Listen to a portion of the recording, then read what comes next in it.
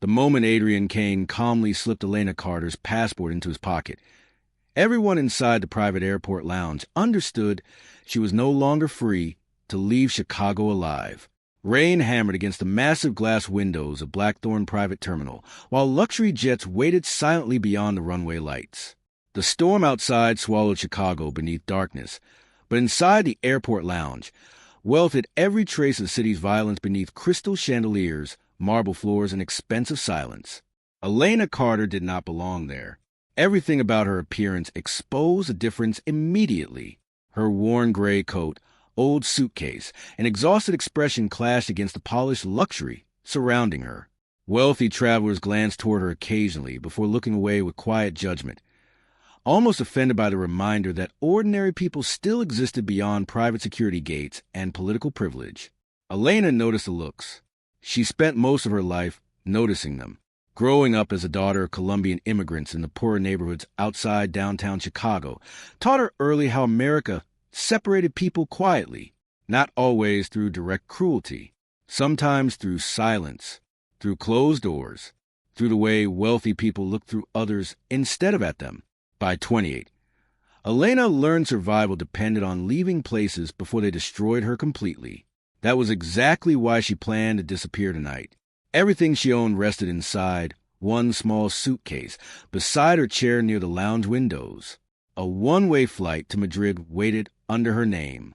No return ticket. No family left behind to stop her. Chicago had already taken enough. 3 jobs barely covered rent anymore. Debt buried her deeper every month. Her mother died 2 years earlier after hospital bills consumed everything they owned. The city felt colder afterward, almost hostile toward people struggling to survive beneath systems designed for wealthier lives. Leaving America no longer felt reckless. It felt necessary. For the first time in years, Elena believed escape remained possible. Then Adrian Kane entered the terminal. The atmosphere changed instantly. Conversation stopped before most people even realized why. Security guards straightened automatically, while airport employees lowered their eyes toward the floor. Several businessmen near the private bar ended conversations midway through sentences after noticing him crossing the marble entrance beneath armed escorts. Fear traveled ahead of Adrian Kane like smoke. Elena recognized his name immediately despite never seeing him before. Everyone in Chicago knew stories surrounding the Kane family empire. Officially, Adrian owned shipping companies, luxury hotels, and political consulting firms spread across multiple states.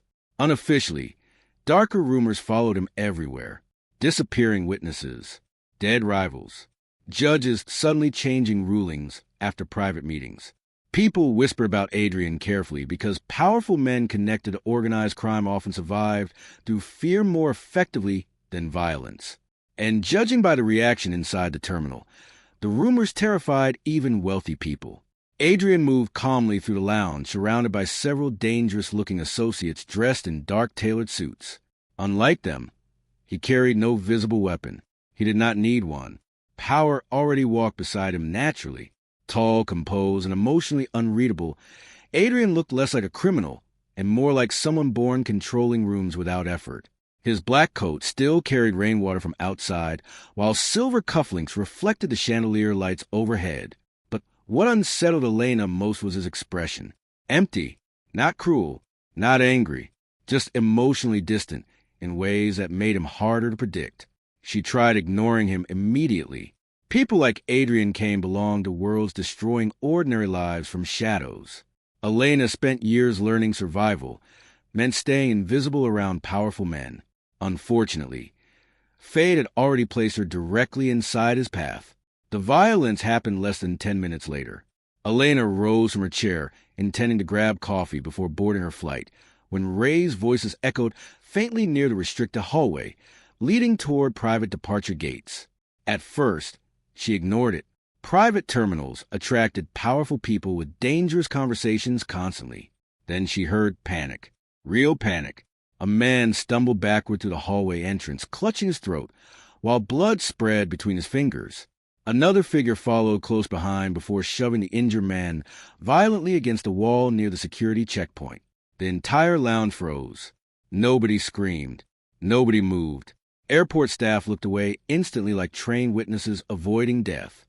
Elena accidentally turned toward the hallway at the worst possible moment and saw Adrian Kane standing there.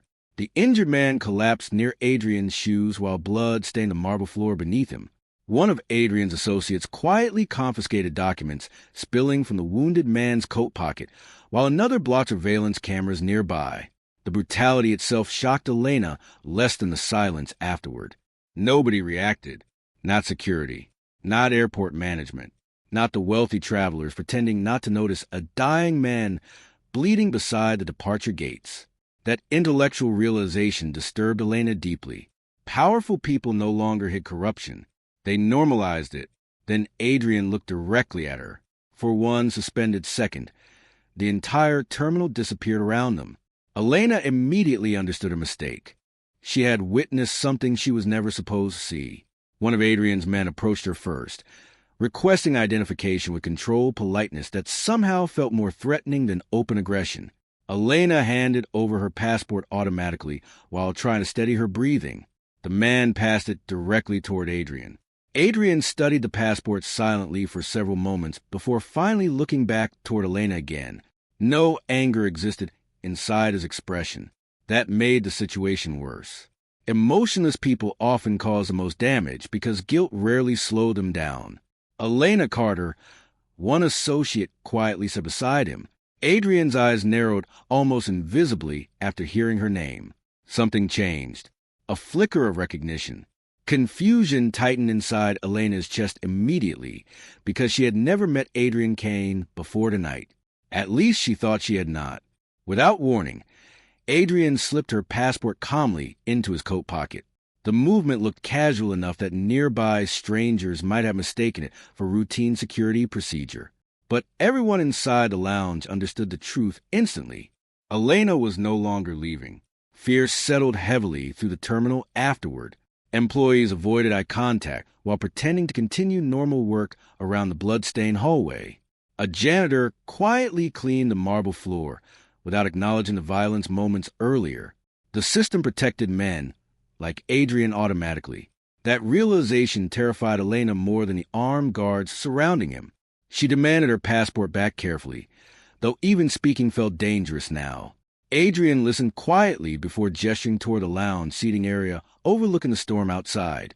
Not a request, an expectation. Elena followed because survival instincts warned her refusing publicly might become fatal. The psychological tension between them thickened immediately after sitting across from each other beneath the dim chandelier light. Adrian remained composed while airport staff delivered expensive whiskey and private documents toward their table without interruption. Nobody questioned him. Nobody dared. Elena noticed something else, too. Several political figures occupied nearby seating areas, pretending not to observe the interaction directly. One state senator she recognized from television nodded subtly toward Adrian before continuing conversation with another wealthy businessman. Corruption surrounded him openly. Lawmakers, airport officials, security teams. Everyone appeared connected somehow. The realization made escape feel impossible. Adrian finally explained why she could not board her flight. Earlier that evening, the injured man Elena witnessed near the hallway attempted selling confidential financial records connected to Kane's shipping holdings. Those records reportedly contained evidence capable of exposing powerful political partnerships, offshore laundering systems, and criminal operations tied to multiple public officials. And according to Adrian, Elena accidentally became involved the moment the dying man looked directly at her before collapsing. Someone inside the organization now believed she received information before the attack occurred. Even worse, Adrian suspected rival organizations might target her next, searching for missing evidence. Protection. That was the word he used calmly. But nothing about the situation felt protective, especially after he refused returning her passport. The emotional conflict inside Elena intensified rapidly afterward. Fear told her Adrian represented danger itself. Yet another part of her noticed strange contradictions beneath his behavior. He never threatened her directly, never raised his voice, never treated her cruelly despite the power imbalance between them. Instead, Adrian observed her almost carefully, like someone trying to solve a puzzle connected to her existence. That unsettled Elena deeply because she sensed hidden meaning beneath his attention. Something about her mattered unexpectedly. She simply did not know why yet. Hours passed while the storm outside worsened across the runway.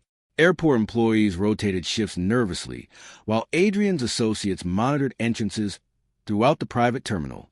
Nobody mentioned the wounded man again, almost like his life already vanished from memory.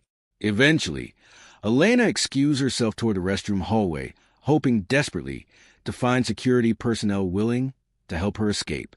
Instead, she overheard two airport workers whispering near the maintenance corridor. Their frightened voices carried through the silence clearly enough for her to stop walking. "He should have died years ago," one man muttered nervously.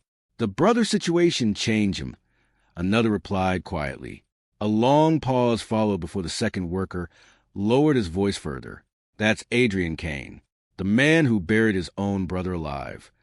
Every woman who entered Adrian Kane's mansion eventually stopped asking when they would be allowed to leave.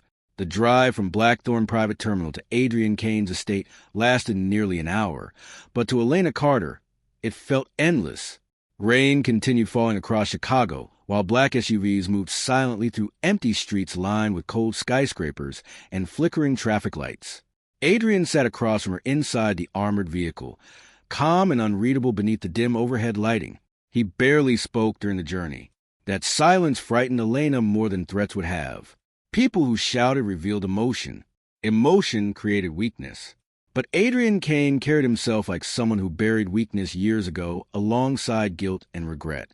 Outside the vehicle windows, Chicago slowly disappeared behind darker roads, leading toward the northern shoreline near Lake Michigan. Wealthy estates hidden behind private gates replaced crowded neighborhoods and failing apartment complexes. The contrast unsettled Elena deeply. One part of the city drowned in dead and violence, while another protected itself behind walls high enough to erase suffering from sight entirely.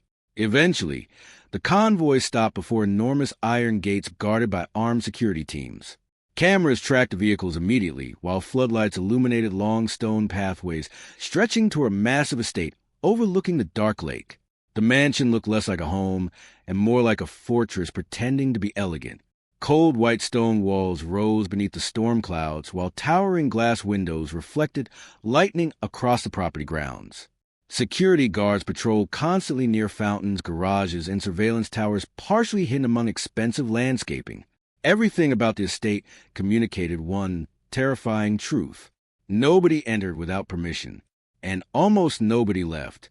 Elena stepped from the vehicle slowly, while freezing wind swept across the property. Several staff members waited near the entrance, wearing black uniforms and emotionally blank expressions. Not one of them looked surprised to see her arrive beside Adrian. That detail disturbed her immediately. Almost like the mansion, expected women brought there unexpectedly. Inside, the estate resembled a luxury hotel built around fear. Crystal chandeliers hung above imported marble floors, while expensive artwork lined endless hallways illuminated by soft golden lighting. Every object inside the mansion reflected impossible wealth. Yet despite the beauty surrounding it, the atmosphere felt emotionally empty. No laughter, no warmth, only silence carefully maintained through discipline and fear. Adrian guided Elena toward the upper floors, while staff members avoided direct eye contact completely. Several servants lowered their heads a moment Adrian passed beside them. Others visibly stiffened with anxiety. Elena noticed all of it. People feared Adrian Kane deeply inside his own home. That realization followed her into the private bedroom, prepared for her stay. The room itself looked beautiful enough to belong inside a five-star resort. Floor-to-ceiling windows overlooked Lake Michigan, while elegant furniture surrounded a massive fireplace burning softly against the storm outside. Fresh clothing rested neatly beside the bed. Luxury cosmetics filled the bathroom counters. Someone prepared for her arrival carefully. But despite the comfort surrounding her, Elena understood the truth instantly. This was not hospitality. It was containment. Her suitcase already sat beside the closet untouched. Her phone rested charging near the nightstand after being confiscated earlier during airport security procedures. Yet one thing remained missing: her passport. The realization tightened fear inside her chest again. Adrian entered the room moments later, carrying 2 glasses of whiskey untouched in his hands. He placed one carefully near the window before speaking calmly for the first time since leaving the airport. According to him, remaining inside the estate temporarily represented the safest option available. Rival organizations connected to the wounded man from the terminal likely believed Elena possessed information tied to missing financial records. Leaving now would expose her publicly. Protection. Again, he used that word. But Elena recognized manipulation hiding beneath it. Protection controlled through fear often became imprisonment eventually. Adrian's emotional detachment made the situation worse. He never sounded angry, never threatening. His calmness remained perfectly measured no matter how uncomfortable the circumstances became. Like someone trained himself never to feel too much. That psychological control unsettled Elena constantly because she could never predict what truly existed beneath the surface. After Adrian left the room, Elena immediately searched for exits, hidden cameras, and possible escape routes throughout the suite. She found all 3. Small surveillance lenses hid carefully within decorative walls and ceiling corners. The bedroom doors locked electronically from outside access points. Security patrols moved constantly across the property ground below. The mansion was beautiful by design, but functionally, it operated exactly like a prison. Over the following days, emotional isolation consumed Elena slowly. No internet access existed beyond filtered internal systems. Phone calls required approval from mansion security. Even meals arrived through silent staff members who disappeared before conversation could begin. Time inside the estate stopped feeling normal quickly. Morning blurred into night beneath constant observation.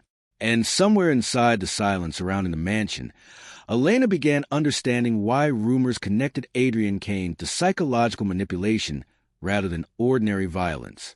Fear worked better when victims felt trapped emotionally instead of physically. On the 3rd evening, Elena met Vanessa Sinclair.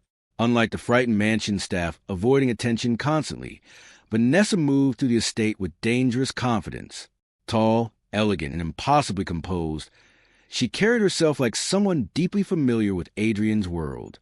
Rumors of wealth surrounded her immediately through the diamonds resting against her wrists and the political figures greeting her comfortably during dinner service. But beneath the beauty, something colder existed. Vanessa studied Elena the way predators studied weaknesses.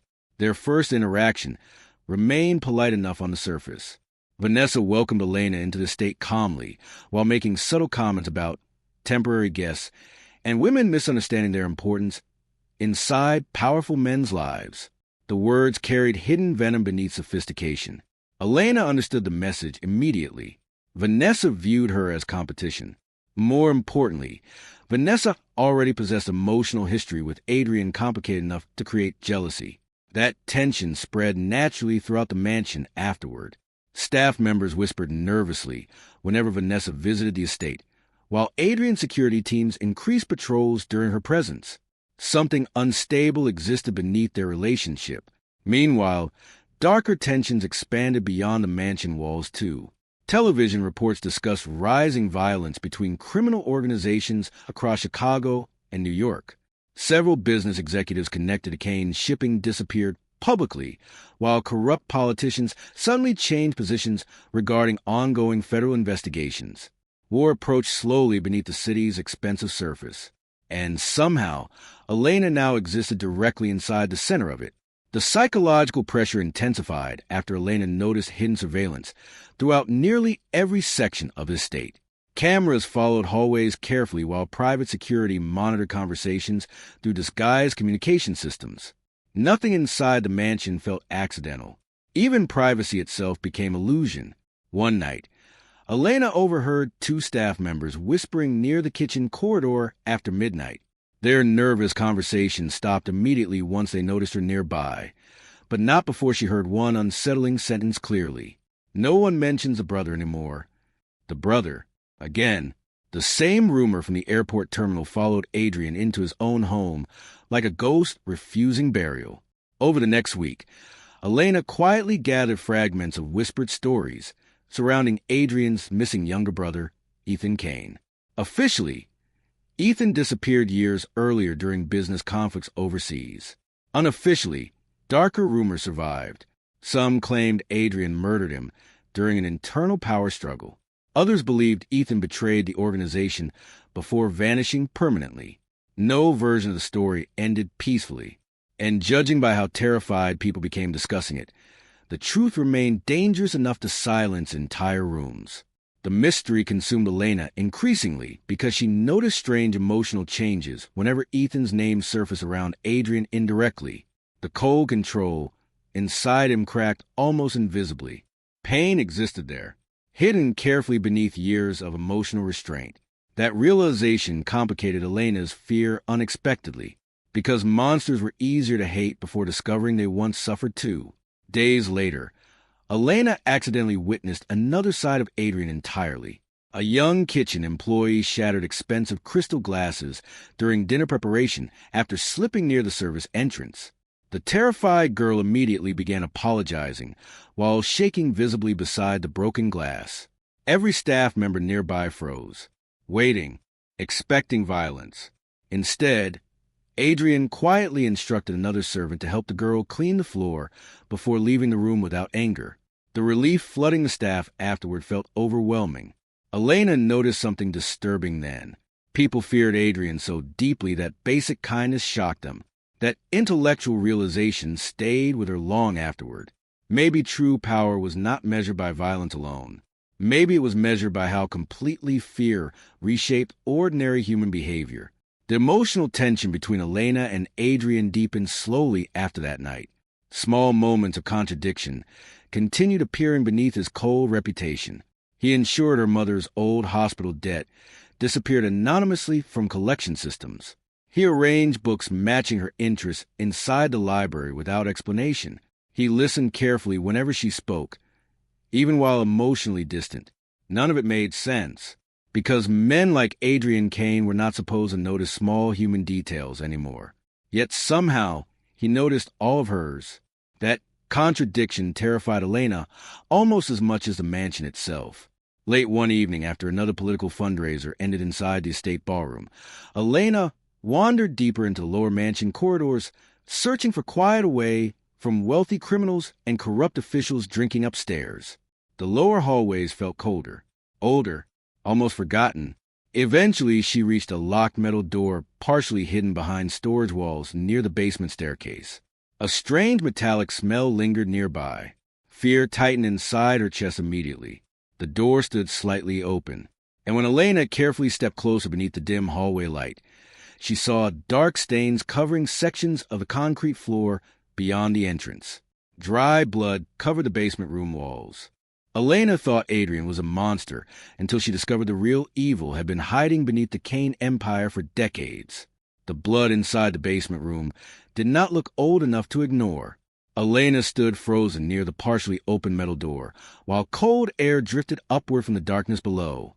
Rusted chains hung from concrete walls beneath flickering overhead lights, and deep brown stains covered sections of the floor like permanent scars no amount of cleaning could erase. Fear tightened around her chest instantly, not because the room looked violent, because it looked familiar, organized, used repeatedly. The realization made her stomach turn. Before Elena could step farther inside, heavy footsteps echoed behind her through the lower hallway. She turned quickly. Adrian stood near the staircase entrance, watching her silently. For one dangerous second, neither moved. The dim lighting sharpened the emotional distance inside his expression, while shadows darkened the tiredness beneath his eyes. Unlike previous moments, he looked genuinely unsettled now. Not angry, disappointed. That emotional reaction disturbed Elena more deeply than rage would have, because disappointment implied expectation. And somehow, Adrian expected her to trust him already. He closed the basement door quietly without explaining what existed inside the room. Then he instructed her never to enter the lower corridors again. No threats followed. No raised voice. Only calm restraint masking something heavier beneath the surface. Elena returned upstairs emotionally shaken, but sleep became impossible afterward. The mansion no longer resembled a prison pretending luxury. Now it felt like a graveyard protecting secrets. And somewhere beneath the fear consuming her thoughts, Another question began growing louder. If Adrian Kane truly buried his own brother alive, what exactly happened inside that basement? The following days changed everything Elena believed about the Kane empire. News stations across Chicago suddenly exploded with corruption scandals involving politicians connected to Kane's shipping holdings. Federal investigations targeted offshore financial accounts, missing humanitarian funds, and trafficking operations hidden behind corporate charities operating along the East Coast. Television anchors called it one of the largest organized crime investigations in modern American history. But inside Adrian's mansion, nobody looked surprised, almost like they expected the collapse eventually. The atmosphere throughout the estate grew heavier with paranoia overnight. Security doubled around the property while armed guards monitored entrances constantly. Mansion staff whispered nervously before falling silent whenever Adrian entered rooms unexpectedly. Fear spread through the organization itself now, which meant enemies no longer existed only outside the walls. They existed within them too. 3 days after discovering the basement room, Elena finally met Marcus Reed. Officially, Marcus worked as a senior federal investigator attached to anti-corruption task forces operating between Chicago and New York. Publicly, newspapers described him as intelligent, ruthless, and politically untouchable. Privately, darker rumors followed him too. Witnesses connected to his investigations disappeared often enough to create suspicion. Several politicians destroyed by Marcus later claimed he manipulated evidence strategically rather than legally. Looking at him for the first time across Adrian's library, Elena understood why people distrusted him. Marcus carried himself exactly like Adrian. Controlled, emotionally unreadable, dangerous beneath calmness. Tall and sharply dressed, Marcus spoke with careful professionalism while studying Elena closely from across the room. Unlike the frightened politicians visiting the mansion secretly at night, Marcus looked entirely comfortable standing inside criminal territory. That detail immediately unsettled her. The conversation between Marcus and Adrian remained quiet but tense. Financial records spread across the library table while maps, offshore account information, and surveillance photographs covered surrounding surfaces. Elena noticed several photographs showing missing young women connected to trafficking investigations stretching across multiple states. Some looked barely 18. The emotional weight of the images stayed with her long afterward, because suddenly the Kane Empire no longer looked like ordinary organized crime. Something darker operated beneath it. After Marcus left the estate later that evening, Elena secretly returned toward the library, searching for answers hidden inside the scattered documents. What she found changed everything. Thousands of financial transfers connected politicians, corporate executives, shipping companies, and private security contractors through hidden offshore systems. Entire government departments appeared compromised through bribery networks disguised as humanitarian operations. But the worst documents involved trafficking routes. Children, women, immigrants transported through shipping ports controlled by multiple organizations across America. The Kane Empire touched all of it somehow. Elena's hands trembled while reading the files beneath the dim library lamp. For weeks she convinced herself Adrian represented the greatest danger inside this world. Now she realized something far more terrifying. He might not even control the true evil surrounding him. The intellectual realization hit her painfully. Empires built on corruption eventually become machines too large for anyone to stop cleanly. Even kings become prisoners inside them. That same night, Elena uncovered another hidden truth involving Adrian's younger brother, Ethan Kane. Old surveillance reports buried inside the library archives revealed Ethan investigated the trafficking systems secretly years earlier after discovering children disappearing through company shipping routes tied to corrupt political alliances. He wanted exposure, not profit. According to the hidden reports, Ethan planned delivering evidence to federal investigators before vanishing permanently. Then Elena understood the horrifying possibility. Maybe Adrian never killed his brother. Maybe someone wanted the world believing he did. The emotional shift inside her felt immediate and dangerous. For the first time since entering the mansion, fear toward Adrian mixed with sympathy, and sympathy inside violent worlds often became weakness. Over the following weeks, Elena noticed Adrian differently. The emotional coldness defining him no longer resembled cruelty alone. Sometimes it looked more like exhaustion buried beneath years of guilt and survival. Late one evening, Elena accidentally witnessed him alone inside the estate chapel hidden near the eastern wing. The mansion's private church remained mostly abandoned except during political funerals or private ceremonies involving wealthy families. But Adrian sat there silently beneath candlelight with an old photograph resting between his hands. Ethan, the younger brother, looked almost identical to Adrian except for one major difference. Ethan smiled naturally. That contrast disturbed Elena deeply because it revealed something painful. Adrian once looked human too. Whatever happened to Ethan destroyed that part of him permanently. The emotional trauma surrounding the disappearance became more visible afterward. Adrian rarely slept. Some nights Elena heard him pacing through the mansion corridors until sunrise while security teams avoided approaching him entirely. Fear controlled his state, but grief haunted it too. Meanwhile, rival mafia organizations quietly prepared betrayal from the shadows. Several long-time Kane business partners suddenly withdrew political support, while hidden violence increased across Chicago's shipping districts. Warehouses connected to Adrian's operations burned mysteriously overnight. Trusted associates disappeared before scheduled meetings. War approached carefully, and everyone inside the mansion sensed it. Vanessa Sinclair used the growing instability expertly. She manipulated political wives, wealthy socialites, and media executives against Elena slowly through rumors disguised as concern. Stories spread claiming Elena worked secretly with federal investigators or manipulated Adrian emotionally for money and protection. The hidden racism beneath elite society surfaced constantly around her.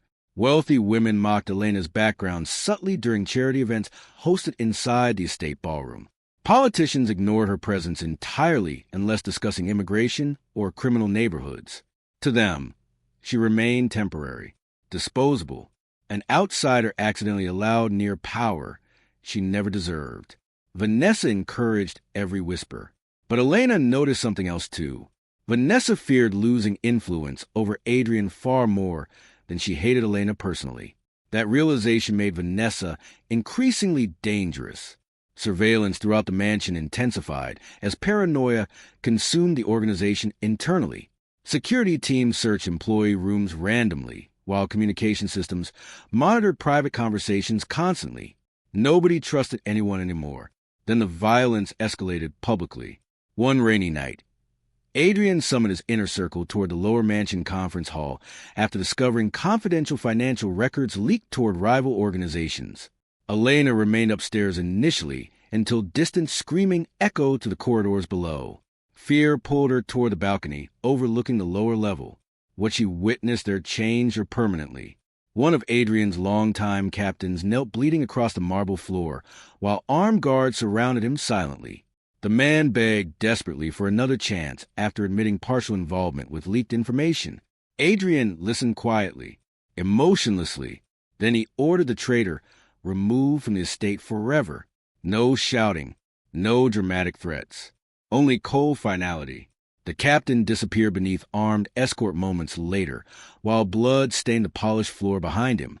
Nobody questioned the order. Nobody reacted. And Elena finally understood why the mansion staff feared Adrian so deeply. Not because he enjoyed violence, because he accepted it too easily when survival demanded sacrifice. The emotional contradiction surrounding him grew unbearable afterward. She feared him, yet increasingly, she also saw the damage humanity buried beneath his brutality. That conflict followed Elena constantly through sleepless nights and endless storms crashing against the mansion windows. Then another discovery shattered everything completely. Late one evening, while searching through older financial archives hidden behind the library walls, Elena uncovered a sealed envelope buried beneath Ethan Kane's investigative files. Inside rested one faded photograph. At first glance, the image looked harmless enough. Two men standing beside a shipping dock somewhere near Chicago years earlier. Then Elena recognized one of them immediately, her late father, standing directly beside Adrian's missing brother. The moment rival mafia leaders realized Adrian would protect Elena at any cost, they quietly signed her death warrant. The photograph refused to leave Elena's mind.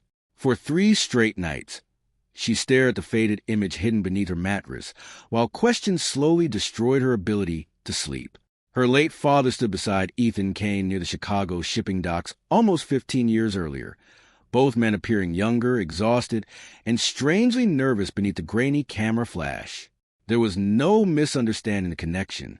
Her father knew Adrian's missing brother personally, which meant Elena's entire life may have been tied to the Kane empire long before she ever entered Blackthorn Private Terminal. The realization changed everything. Until now, Elena believed herself trapped accidentally inside Adrian's dangerous world. But the photograph suggested something far more disturbing. Perhaps she had been connected to this empire from the beginning without realizing it. That possibility haunted her constantly. Meanwhile, the atmosphere inside the mansion became increasingly hostile after rival organizations recognized Adrian's emotional attachment toward her publicly. Powerful men survived criminal empires through discipline, fear, and emotional distance. Weakness invited destruction, and Elena had become Adrian Kane's weakness. The shift happened gradually at first. Security around her doubled overnight. Armed guards followed her movements throughout the estate, while private vehicles monitored nearby roads constantly. Even mansion staff members behaved differently now, whispering nervously whenever Elena entered rooms unexpectedly. Fear spread through the estate like infection. Everyone understood what happened to people becoming emotionally important inside violent organizations. They became targets. The assassination threats began 4 days later. The first arrived through flowers delivered anonymously to the mansion entrance during a political fundraiser attended by judges, corporate executives, and wealthy donors tied secretly to Kane business operations. Hidden beneath white roses rested a single photograph. Elena leaving the airport terminal beside Adrian on the night they first met. Across the image, someone had written 3 words in red ink: "Temporary women disappear." The message terrified several mansion employees enough to trigger immediate lockdown procedures across the estate. Security teams searched vehicles and interrogated delivery staff, while Adrian remained outwardly calm during the investigation. But Elena noticed subtle changes in him afterward. The emotional control defining Adrian Kane began cracking slowly beneath pressure. His patience shortened. His temper darkened. And for the first time since arriving at the mansion, Elena sensed genuine fear hiding beneath his composure. Not fear for himself. For her. That realization disturbed her deeply, because people capable of violence often became most dangerous when protecting something emotionally important. Outside the estate walls, media corruption intensified rapidly. News stations connected to rival political interests suddenly began broadcasting stories targeting Adrian publicly. Anonymous sources accused Kane's shipping of human trafficking, murder, financial laundering, and government bribery on national television nightly. Some accusations were true, others clearly manipulated, but the timing felt intentional. Someone wanted Adrian cornered politically before eliminating him completely. Vanessa Sinclair contributed eagerly to the chaos. Using her social connections among wealthy Chicago elites, she quietly spread rumors portraying Elena as manipulative, opportunistic, and emotionally unstable. According to Vanessa's version of events, Elena deliberately seduced Adrian for protection after discovering confidential criminal secrets tied to his empire. The rumors spread quickly through upper-class circles already eager to hate women like Elena, especially women who did not belong. At one charity gala hosted inside the mansion ballroom, Elena experienced the cruelty directly for the first time. Wealthy women ignored her presence openly while discussing dangerous immigrant neighborhoods, and girls raised around criminal culture loudly enough for her to hear every word. Several politicians' wives questioned whether Adrian rescued Elena from poverty or simply purchased loyalty from someone desperate enough to accept it. Their smiles remained elegant. Their prejudice remained obvious. Elena endured the humiliation silently until one drunken businessman casually referred to her as the cartel girl during dinner service. The ballroom atmosphere froze instantly afterward. Nobody corrected him. Nobody defended her. Because powerful people often disguise racism as sophistication rather than hatred. That intellectual realization hit Elena painfully. Wealthy society did not always reject outsiders openly. Sometimes it simply reminded them they would never truly belong. Before Elena could leave the ballroom, Adrian stood slowly from the head table. Silence consumed the room immediately. The emotional temperature shifted so sharply even the musicians stopped playing. Adrian approached the businessman calmly, while every guest watched in terrified anticipation. No anger appeared inside his expression. That made the moment worse. He quietly instructed security to remove the man from the estate permanently before canceling several business partnerships connected to his financial organization on the spot. The punishment shocked everyone present. Millions disappeared from the businessman's future within seconds. And suddenly, every person inside the ballroom understood something dangerous. Adrian Kane would destroy alliances for Elena Carter. That single realization sealed her fate completely. By the following week, rival mafia leaders across Chicago and New York openly pressured Adrian to remove Elena from the estate. Several longtime partners accused him privately of compromising organizational security over emotional weakness. Others believed Elena possessed confidential information tied to the trafficking investigations now spreading across federal agencies. Either way, they wanted her gone. Permanently. The pressure isolated Adrian further inside his own empire. Meetings with political allies ended violently. Trusted associates argued openly during strategy discussions. Security chiefs questioned his judgment regarding Elena's continued presence inside the mansion.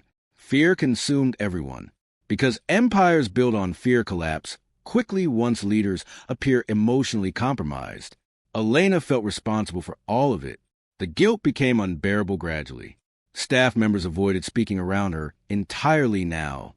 Several servants resigned unexpectedly after receiving threats against their families. Armed guards patrolled hallways constantly, while helicopters circled distant sections of property overnight. Nobody felt safe anymore, especially Elena. Sleep disappeared almost completely after hidden messages began appearing throughout the estate. Dead flowers left outside her bedroom. Photographs showing her daily movements around the mansion grounds. Anonymous notes warning her to leave before Adrian's enemies buried her beside him. Psychological warfare replaced simple threats. And it worked. The emotional pressure finally shattered Elena during a stormy evening after another political scandal connected to Kane's shipping exploded across national news networks. She locked herself inside the bedroom while rain battered the estate windows violently. For the first time since arriving at the mansion, she seriously considered surrendering herself to federal authorities simply to end the fear consuming everyone around her. Maybe Adrian's enemies were right. Maybe she truly was destroying his empire. A quiet knock interrupted her thoughts near midnight.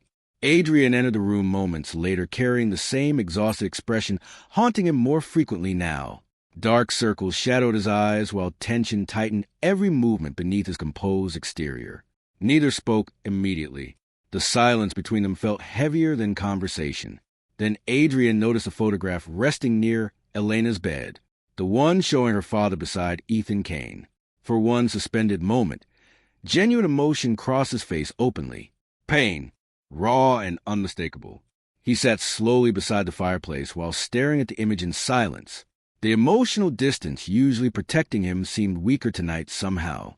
Finally, Adrian admitted the truth partially.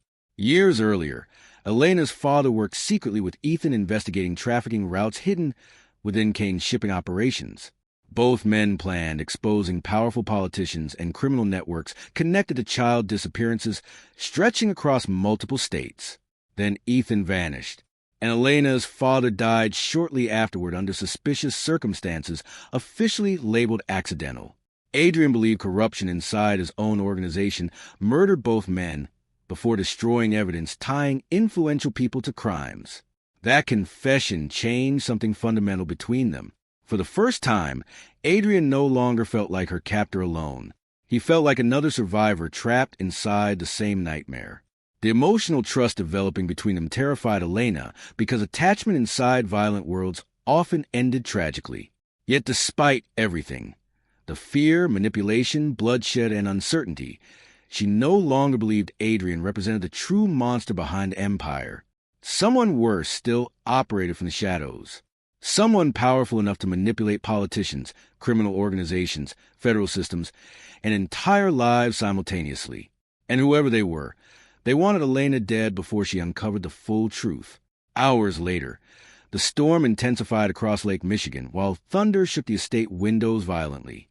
Most mansion staff retreated toward lower security corridors after power fluctuations disrupted sections of the eastern wing. Elena stood near her bedroom window watching lightning flash across the dark shoreline when she noticed movement outside near the distant tree line. A silhouette, barely visible through the rain. Then instinct screamed inside her chest. She turned away from the window at the exact moment a sniper bullet exploded to the glass behind her during the thunderstorm. The second Adrian pulled Elena onto the ballroom floor. Every criminal leader in New York realized the feared Mafia boss was finally losing control. The sniper attack changed the atmosphere inside the Kane estate permanently. By sunrise, armed security teams occupied nearly every hallway, while black vehicles lined the outer gates beneath constant surveillance. The shattered glass in Elena's bedroom had already been replaced, but fear lingered through the mansion like smoke after fire. Nobody spoke normally anymore. Staff members whispered. Guards checked weapons obsessively.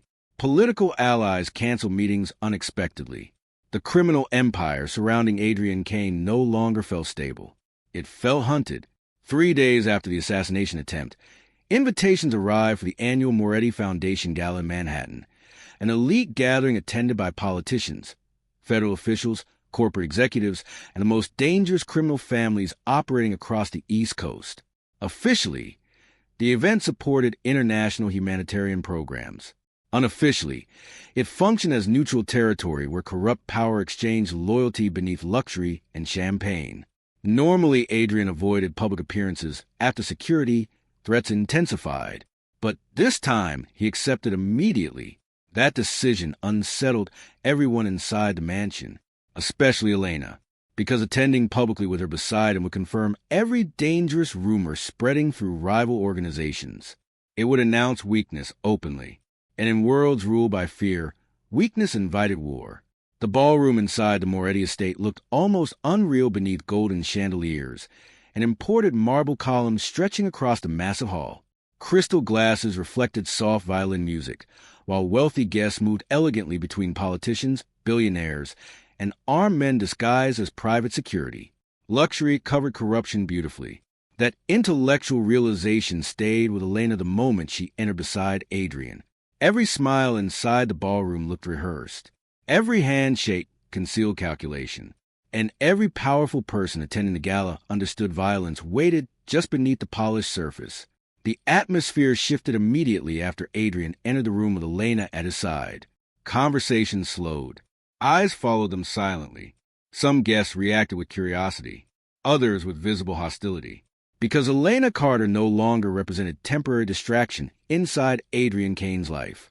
She represented emotional attachment. And emotional attachment endangered empires. Elena felt the judgment instantly. Women from wealthy political families examined her dress, posture, and appearance with quiet cruelty hidden beneath sophisticated smiles. Several men dismissed her openly as another outsider elevated temporarily by Adrian's attention. The hidden racism surrounding elite society surfaced subtly once again. To them, Elena remained a working-class immigrant girl standing where powerful women believed she did not belong. And the worst part was understanding none of them feared her personally. They feared what she represented. Change, weakness, unpredictability. Meanwhile, hidden tension spread rapidly throughout the ballroom itself. Armed security stood near nearly every exit. Rival mafia families occupied separate sections of the hall, while federal officials pretended not to notice criminals funding their political campaigns openly across dinner tables. Fear moved invisibly between everyone present, because tonight was not truly about charity. It was about choosing sides before war began. Vanessa Sinclair controlled much of the psychological warfare unfolding throughout the evening. Dressed elegantly in silver silk beside several influential New York financiers, she quietly manipulated conversations against Elena while pretending concern for Adrian's emotional stability. Whispers spread carefully through the ballroom. Adrian Kane had become distracted, emotionally compromised, reckless. Several rival leaders already believed Elena possessed sensitive information tied to trafficking investigations threatening political careers nationwide. Vanessa encouraged those fears deliberately. The more dangerous Elena appeared, the faster rival organizations would move against her. And somewhere beneath Vanessa's manipulation existed something uglier than jealousy, resentment. Because Elena succeeded where wealthier women failed. She reached the damaged humanity Adrian spent years hiding from the world. That terrified Vanessa more than losing influence ever could. Marcus Reed arrived later that evening surrounded by federal agents and political advisors. Unlike the other guests hiding corruption behind fake respectability, Marcus carried his power openly. He belonged to both worlds simultaneously. Law enforcement and organized crime, justice and manipulation. Watching him interact with politicians beside known traffickers unsettled Elena deeply, because Marcus represented the darkest truth about corruption in America. Sometimes systems did not fail accidentally. Sometimes powerful people designed them that way intentionally. Marcus greeted Adrian with professional calm while tension spread visibly between their surrounding security teams. Neither trusted the other completely anymore. Yet somehow, both still needed each other alive. For now. Throughout the evening, Elena noticed strange exchanges happening quietly around the ballroom. Encrypted envelopes changing hands. Private whispers near restricted balconies. Security personnel relocating repeatedly toward exterior exits. The gala no longer resembled a celebration. It resembled preparation. And everyone inside the room sensed violence approaching eventually. Then Adrian did something unexpected. Without warning, he crossed the ballroom floor toward Elena beneath the chandelier lights, while hundreds of powerful eyes followed his movement carefully. The orchestra continued playing softly, but the atmosphere changed instantly. Adrian extended his hand toward her publicly. The symbolic weight behind the gesture shocked the room into silence, because the first time Adrian physically pulled Elena into his world happened at Blackthorn Private Terminal the night he stole her passport. That moment represented control, possession, fear, but tonight felt entirely different.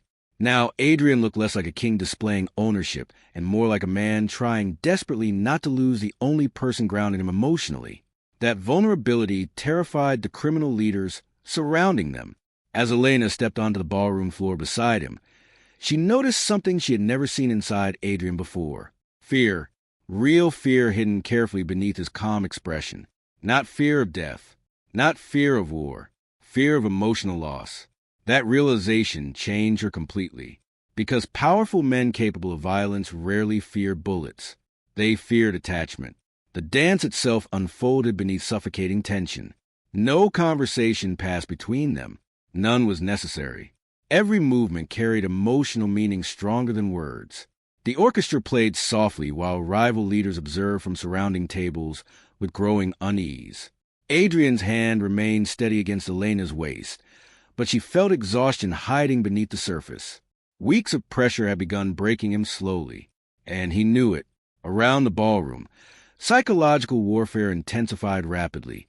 Several politicians left the gala unexpectedly after receiving confidential messages from federal contacts. Rival Mafia captains repositioned security personnel closer toward Adrian's section of the hall. Weapons appeared subtly beneath expensive jackets. Fear spread invisibly through the room. Then Marcus Reed approached Vanessa privately near the eastern balcony. Elena watched their interaction carefully from the dance floor. The exchange lasted only seconds. But whatever Marcus whispered caused visible alarm across Vanessa's face before she disappeared toward the upper corridors immediately afterward. Something was happening. Something dangerous enough to terrify people already comfortable around violence. Moments later, Adrian's closest advisor quietly informed him that several Kane shipping accounts had been frozen federally without warning. Simultaneously, 3 warehouses connected to rival organizations erupted into violence across Brooklyn and Newark. The empire was collapsing in real time, and somebody inside the ballroom orchestrated it carefully. The emotional pressure finally cracked Adrian publicly for the first time. His calmness vanished briefly after another security update confirmed multiple trusted allies defected toward rival families overnight. The betrayal hit harder than expected. Elena felt the shift immediately while standing beside him beneath the ballroom lights. Rage, exhaustion, grief, and fear collided violently behind his controlled expression. For several dangerous seconds, the feared Adrian Kane looked emotionally human instead of untouchable. That frightened the room more than violence ever could, because kings losing emotional control often destroyed entire empires during the collapse. Yet despite the danger surrounding them, Elena found herself moving closer emotionally instead of retreating. That realization terrified her privately. She should have feared Adrian completely after everything she witnessed. The blood, the corruption, the violence. But somewhere between the fear and isolation, emotional attachment formed quietly inside her too. Not because Adrian represented safety, because beneath the brutality, she recognized loneliness matching her own.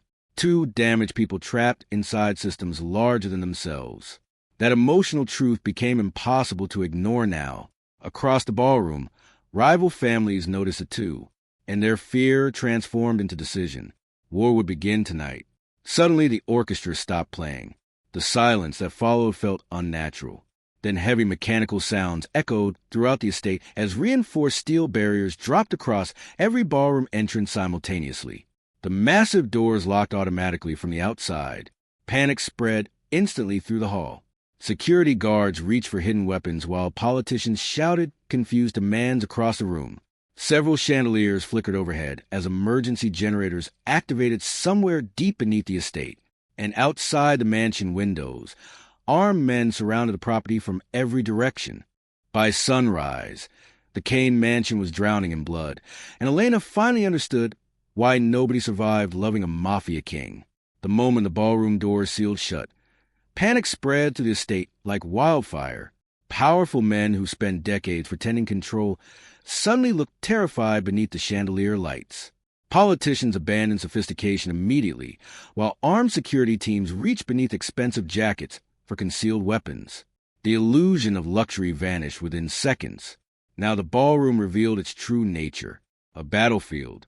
Outside the estate windows, black armored vehicles surrounded the property, while distant gunfire echoed across the northern gardens. Emergency lights flashed violently through the storm-dark glass as rival organizations closed around the mansion from every direction. Someone had planned this carefully, and someone inside Adrian's empire helped him do it. Adrian reacted instantly. The emotional hesitation haunting him earlier disappeared beneath cold survival instinct. He pulled Elena behind the ballroom bar, while trusted guards secured surrounding exits with military precision. The first bullets shattered crystal windows seconds later. Screams erupted across the ballroom. Glass exploded over marble floors while politicians dug beneath tables, and wealthy socialites stumbled through smoke and panic. Armed men opened fire from outside the state grounds as return gunfire thundered to the mansion corridors. The war everyone feared had finally arrived, and it began inside the heart of Adrian Kane's empire. Elena froze briefly beneath the chaos surrounding her. The violence felt unreal at first, too loud, too sudden, too brutal for the elegant ballroom moments earlier filled with orchestras and champagne. Then a young waitress collapsed nearby after stray gunfire struck her chest. Reality hit instantly afterward. Innocent people were dying now, not criminals, not politicians. Ordinary staff members trapped between powerful monsters fighting over survival. The emotional shock nearly broke Elena completely. Adrian noticed immediately. Without speaking, he pulled her lower behind reinforced marble, while bullets ripped through the ballroom walls above them. His expression had transformed entirely now. No softness remained. No emotional hesitation. Only deadly focus. That frightened Elena almost as much as the violence itself, because she finally witnessed the real Adrian Kane beneath the controlled businessman image. This was the man rival organizations feared. The man entire cities whispered about carefully. And during war, humanity disappeared from him completely. Across the ballroom, rival mafia leaders attempted escaping through private corridors only to discover security systems already compromised internally. Hidden betrayal spread through the organization faster than the gunfire itself. Trusted guards suddenly turned weapons against longtime allies. Private escape routes failed. Communication systems collapsed. Someone inside Adrian's inner circle orchestrated the attack perfectly. Then Elena saw Vanessa, Sinclair near the upper balcony. For one suspended second, their eyes met through the chaos. Vanessa was not hiding. She was directing armed men through encrypted radio communications calmly, while security teams loyal to her opened restricted entrances throughout the estate. The realization struck Elena instantly. Vanessa betrayed Adrian completely, not out of jealousy alone, out of survival, because she understood the empire was collapsing already, and powerful people always abandon sinking kings before the final fall. Adrian realized it moments later, too. The emotional shift inside him looked terrifying. Pure rage darkened his expression while surrounding guards immediately moved toward the balcony levels, searching for Vanessa through smoke and gunfire. But she vanished before they reached her. Like a ghost abandoning ruins she helped create. Meanwhile, Marcus Reed moved through the chaos with frightening calmness. Unlike the terrified politicians scrambling across the ballroom floor, Marcus looked prepared for the massacre unfolding around him. Federal tactical units suddenly appeared outside sections of the state simultaneously with rival Mafia soldiers. That detail exposed a horrifying truth. Marcus manipulated both sides, federal agencies and criminal organizations, law and corruption, justice and betrayal. He was never trying to stop the empire. He was reorganizing it. That intellectual realization hit Elena with devastating clarity. Sometimes governments did not fight corruption because corruption itself funded power. Marcus Reed represented that reality perfectly. As violence consumed the state, hidden information began leaking publicly across national media networks. Confidential Kane financial files, trafficking investigations, offshore political accounts, and surveillance evidence flooded news channels simultaneously. Someone triggered complete exposure intentionally. Television broadcasts inside the ballroom suddenly displayed names of senators, judges, federal officials, and corporate executives connected to trafficking systems operating beneath legitimate business structures for decades. The empire was no longer collapsing privately. It was collapsing publicly. And millions of Americans were watching live.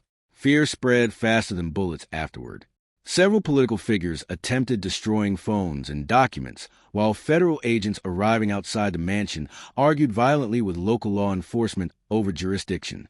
Nobody trusted anyone anymore, because everyone realized how deeply corruption infected the system. The emotional atmosphere inside the estate turned almost apocalyptic.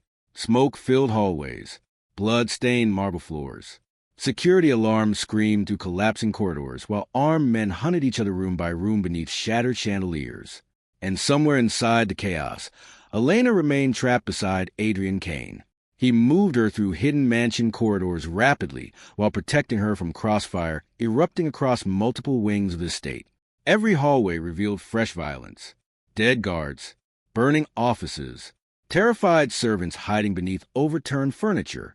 The mansion no longer resembled luxury. It resembled a kingdom dying violently from within. Then another betrayal surfaced. One of Adrian's oldest captains attempted shooting him near the Western Security Corridor during evacuation procedures. The attack failed only because Adrian reacted faster, disarming and killing the man before Elena fully processed what happened. The brutality shocked her deeply. Adrian showed no hesitation afterward, no emotion. The man had worked beside him for years, yet Adrian walked past the body without slowing down, because survival inside his world demanded emotional numbness. And Elena finally understood the terrible cost of becoming king there. You eventually lost the ability to mourn people before burying them. The realization terrified her emotionally because despite everything, part of her still cared about Adrian now.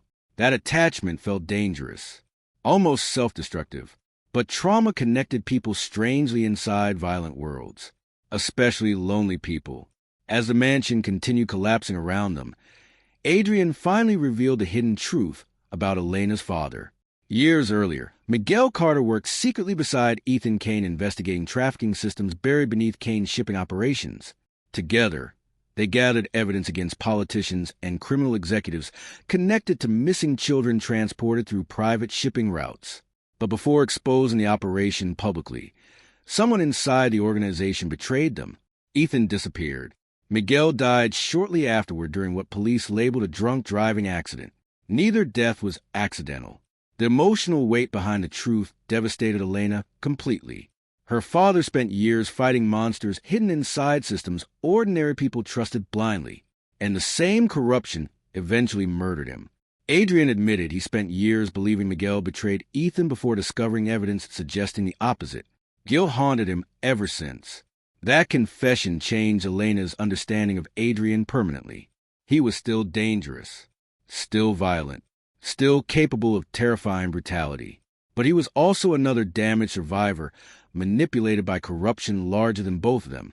The emotional connection between them deepened painfully afterward, not through romance, through shared grief, shared betrayal, shared loneliness inside collapsing systems neither created fully. Then explosions began. The first blast destroyed sections of the eastern wing, while fire erupted through lower mansion corridors instantly. Shockwaves rattled the estate foundations hard enough to shatter remaining ballroom windows across multiple floors. Someone planted explosives throughout the property beforehand. The attack was never designed as assassination alone. It was designed as erasure. Smoke spread rapidly while emergency generators failed one by one beneath the mansion. Sprinkler systems malfunctioned. Hallways filled with burning debris and collapsing ceilings. The Kane Empire was being destroyed completely. Outside, helicopters circled above the estate, while live media broadcasts captured flames consuming sections of the mansion publicly. Federal investigations expanded nationwide in real time as arrested politicians and leaked documents exposed corruption networks reaching across multiple states. The Empire's destruction had become national spectacle, and Adrian understood there was no surviving it politically anymore. Near dawn, he guided Elena toward hidden underground tunnels beneath the Western Garden entrance, while the mansion burned violently behind them. Remaining loyal guards secured temporary escape routes through smoke-filled corridors collapsing around them. Then Adrian stopped suddenly. Another explosion thundered to the lower estate levels, triggering partial structural collapse near the tunnel entrance. Fire spread rapidly toward the evacuation route. The only stable exit remained across the burning central hallway, already falling apart beneath smoke and debris. Adrian looked toward Elena with exhausted understanding. For the first time all night, fear returned to his expression. Not fear for himself, for her. Without hesitation, he pushed Elena toward the surviving tunnel entrance while turning back toward the collapsing mansion behind them, because several trap staff members still remained inside the eastern wing. And despite everything violent inside him, Adrian Kane could not abandon them. Elena screamed for him to stop as flames consumed the corridor walls around them. But Adrian disappeared back into the burning mansion before she could reach him. Seconds later, a massive explosion tore through the estate foundations violently enough to collapse entire sections of the Kane property into fire and smoke. Even after Adrian vanished in the explosion, powerful men across America still lowered their voices whenever his name was mentioned. 6 months after the destruction of the Kane estate, Chicago still smelled like smoke whenever Elena Carter closed her eyes. The nightmares never truly stopped. Some nights she woke hearing explosions echoing through empty apartment walls, while flames consumed her dreams all over again. Other nights she saw Adrian disappearing back into the burning mansion repeatedly, his silhouette swallowed by collapsing fire before she could reach him. Trauma settled inside her quietly after the explosion.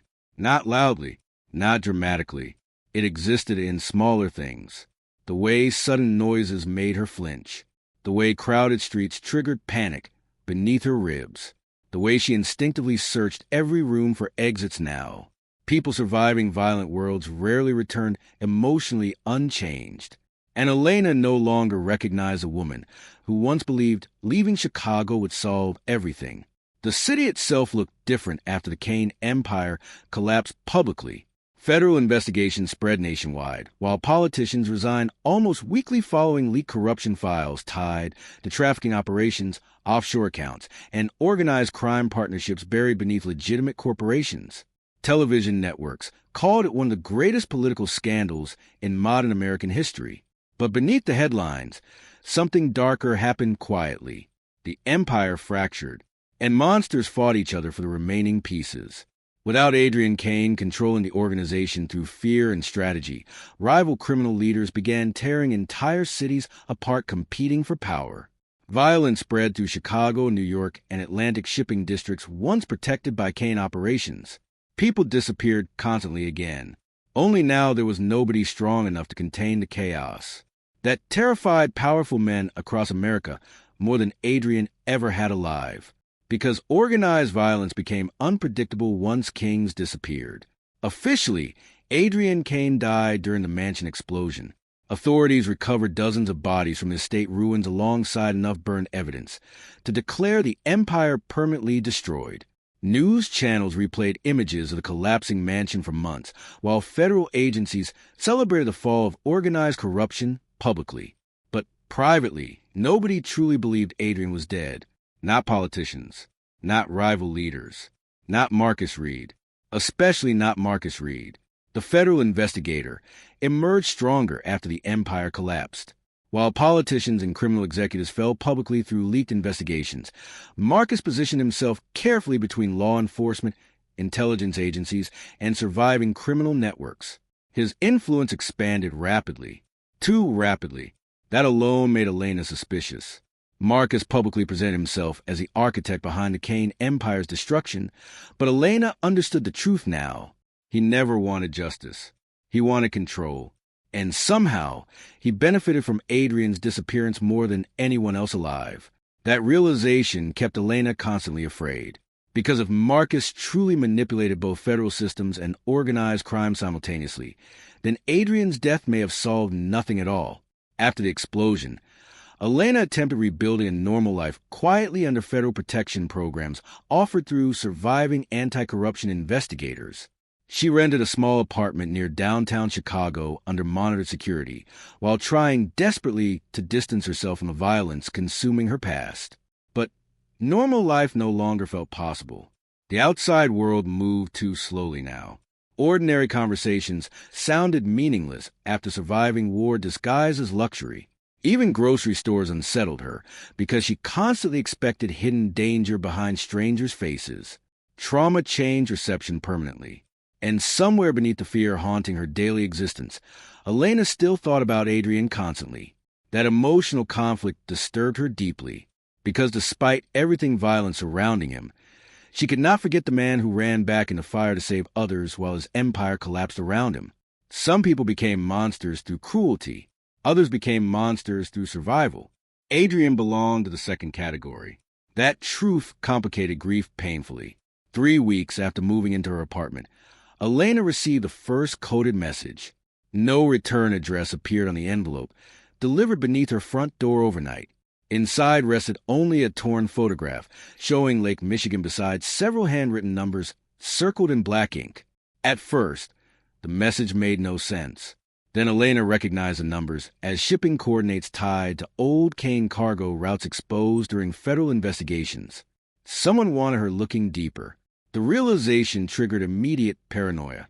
She checked her apartment windows repeatedly afterward, changed routines constantly, avoided crowded places whenever possible, because surviving one criminal empire taught her an important truth. Secrets never died peacefully. More coded messages followed over the next month. Some arrived through newspaper clippings, others through encrypted emails routed anonymously through foreign servers. Each contained fragments connected to the Kane Empire's missing financial records, trafficking investigations, and offshore political alliances still operating quietly despite public arrests.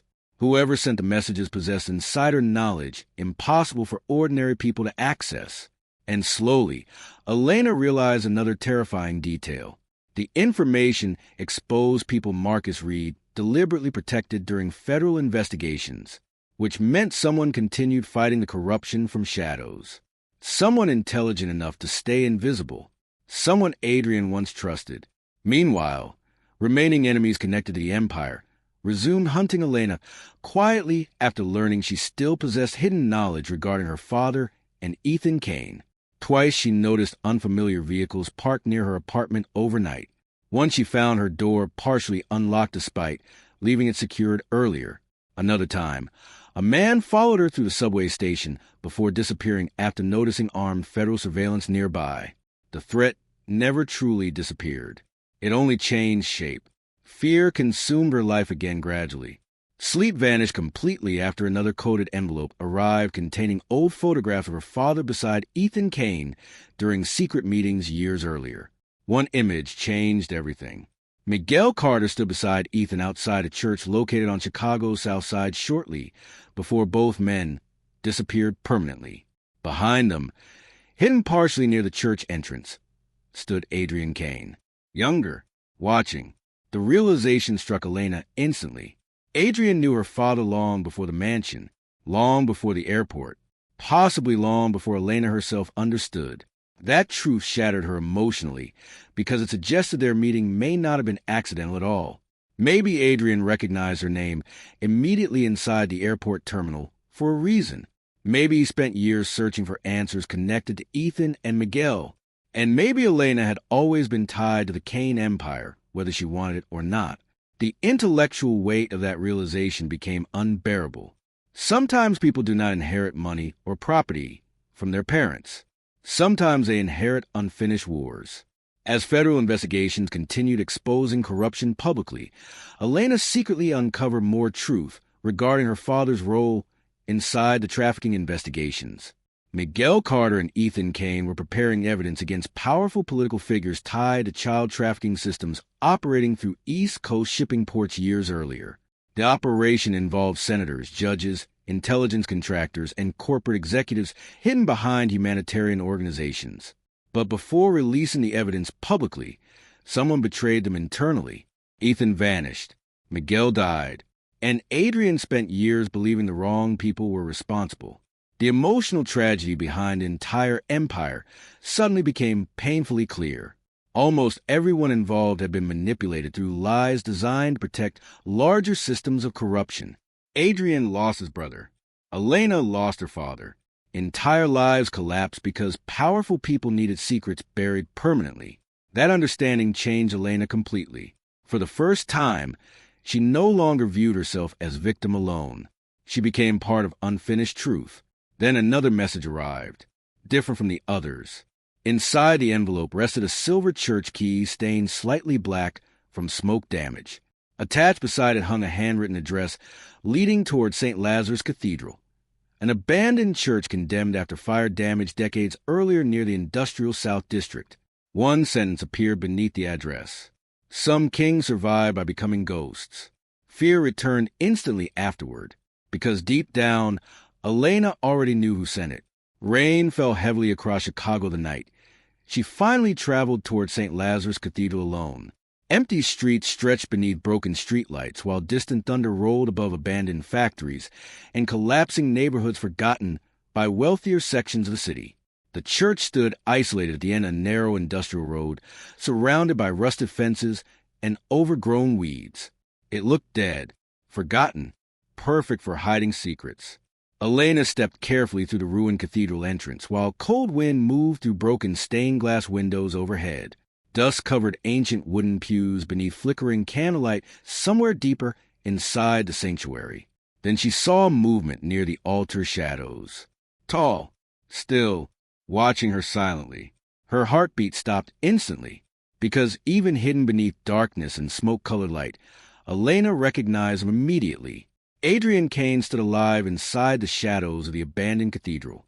The final time Adrian reached for Elena's hand happened moments before an empire collapsed forever. For several long seconds inside St. Lazarus Cathedral, neither Elena nor Adrian moved. Rainwater dripped through the broken ceiling high above the abandoned sanctuary, while candlelight flickered across cracked marble floors stained dark with age. Dust floated through cold air between them like ghosts trapped inside the ruins. Adrian looked thinner now, more exhausted. The sharp control that once defined him inside the Kane Empire had faded beneath months of hiding and survival. A faint scar stretched near his jawline, while shadows hollowed the exhaustion beneath his eyes. But despite everything, the violence, betrayal, bloodshed, and disappearance, his presence still changed the atmosphere around him instantly. Power clung to Adrian Kane naturally. Even broken kings carried storms inside them. Elena felt anger, relief, fear, and grief collide painfully within her chest all at once, because part of her wanted answers. Another part wanted to leave immediately before the danger surrounding him destroyed her completely. But the deepest part of her already understood something terrifying.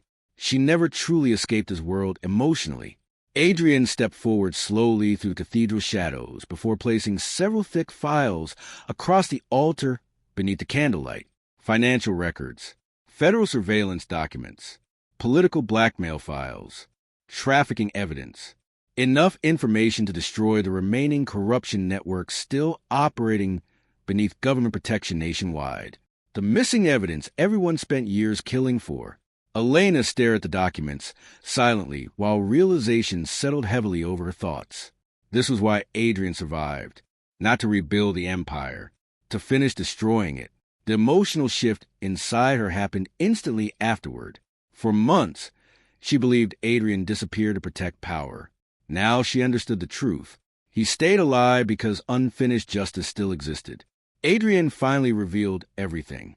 Years earlier, Ethan Kane and Miguel Carter discovered powerful political organizations using shipping companies to move trafficked children across international ports hidden beneath humanitarian operations.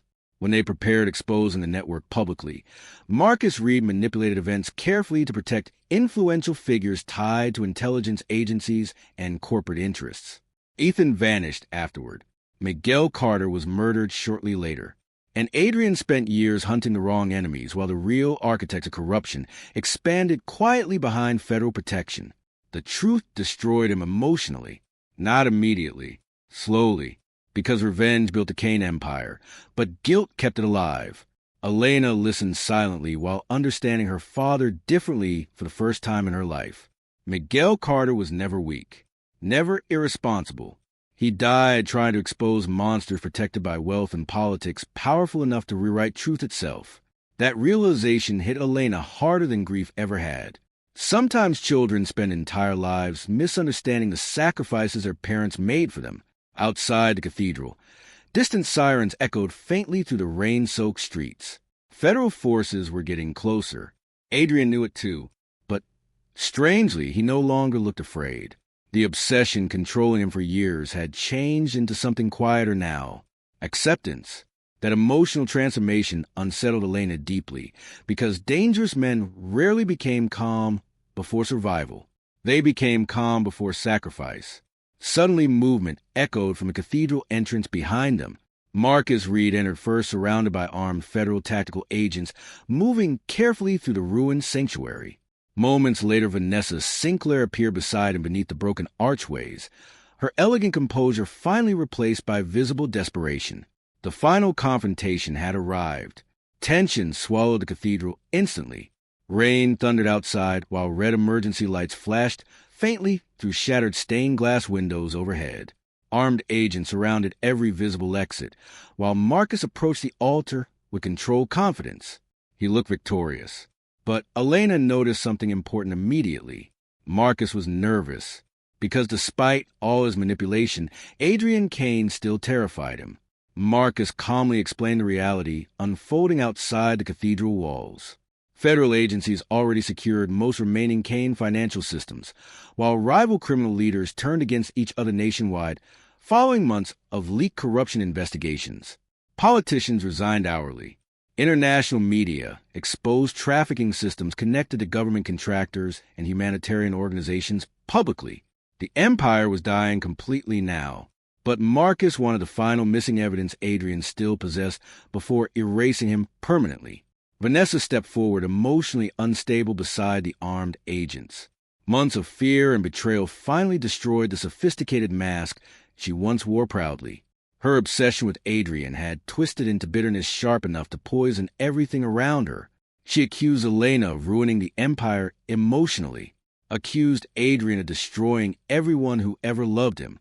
And somewhere beneath her rage existed tragic truth, because power built on fear eventually consumed everyone standing too close. Even the loyal, even the innocent. Adrian listened silently without defending himself. That silence disturbed Elena more than arguments would have, because he already accepted responsibility for much of the destruction surrounding them. Then Marcus made his final mistake. Confident federal forces controlled the cathedral completely now. He revealed the horrifying truth openly at last.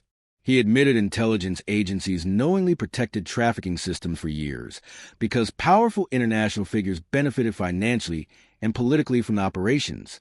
Ethan Kane and Miguel Carter became liabilities once they discovered too much.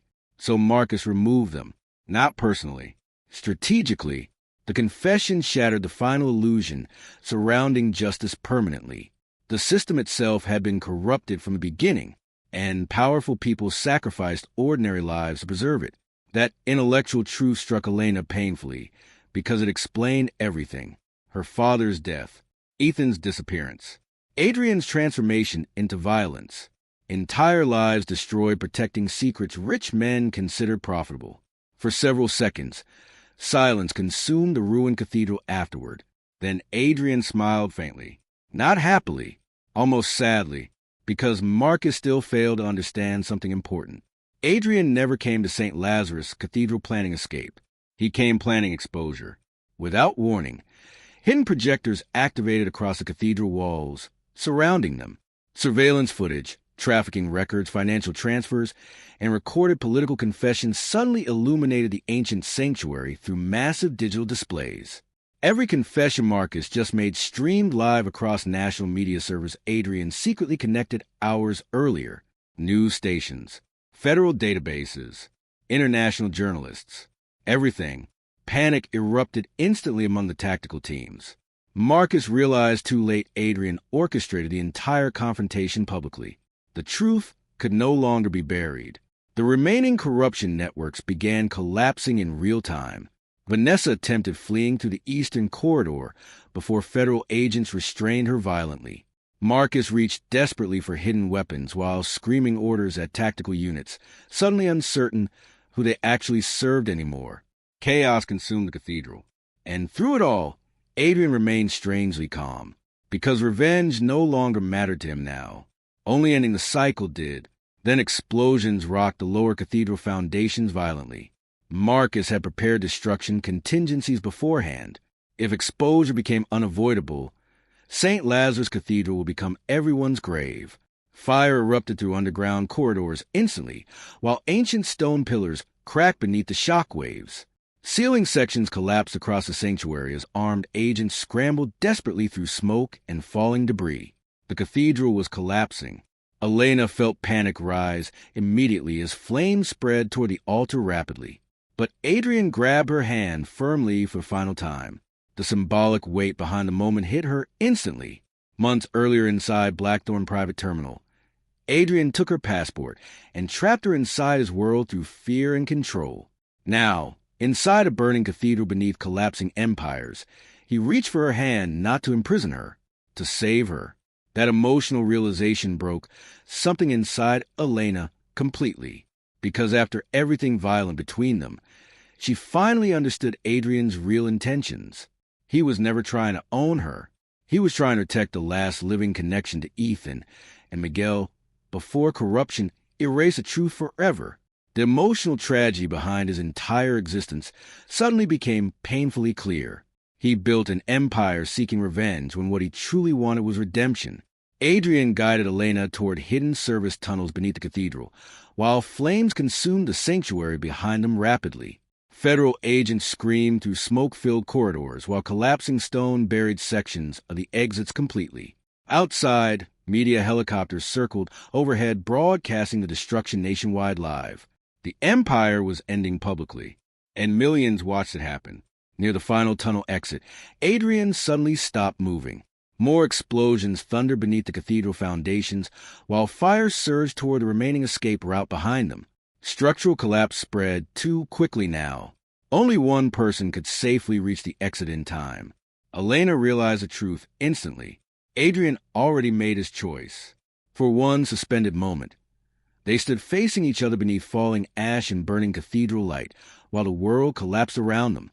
No dramatic speeches followed. No promises. Only exhausted understanding between two damaged survivors who finally saw each other clearly. Then Adrian pressed a final evidence drive into Elena's hand before forcing her toward the tunnel exit as the cathedral trembled violently around them. She screamed for him not to stay behind, but Adrian stepped backward into the fire instead. The final image Elena saw was Adrian Kane disappearing into smoke and collapsing flames while cathedral ceiling crashed downward around him. Moments later, St. Lazarus Cathedral exploded into fire beneath the Chicago skyline. By sunrise, federal agencies arrested dozens of politicians, intelligence contractors, and criminal executives tied to trafficking operations exposed through Adrian's leaked evidence.